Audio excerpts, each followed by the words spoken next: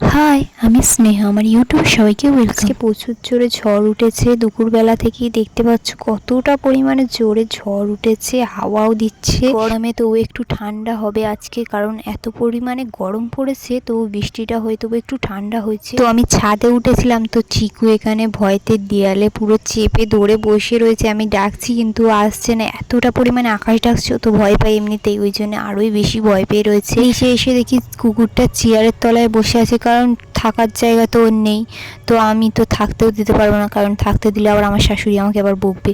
এসব কুকুর টুকুর আবার আমার শাশুড়ি এসব পছন্দ করে না। তো সন্ধে হতো এখানে বসে গেছে সবাই চিকেন পকোড়া বানানোর জন্য, কারণ বৃষ্টি হচ্ছে, তাই জন্য একটু চিকেন পকোড়া খাওয়ার ইচ্ছা হচ্ছে সবার। তাই এখানে চিকেন পকোড়া বানানো হচ্ছে। অভিক বানাচ্ছে চিকেন পকোড়াটা। পকোড়াটা আজকে একটু অন্য ধরনের বানিয়েছে। তো এখানে চাটনি একটা বানিয়েছিল, ঝাল চাটনি, শুকনো লঙ্কা দিয়ে আর সস দিয়ে বানিয়েছিল, একটু বেশি ঝাল হয়ে গেছে। ভিডিওটা এখানে শেষ করছি, নেক্সট ভিডিও আবার দেখাবে, টাটা।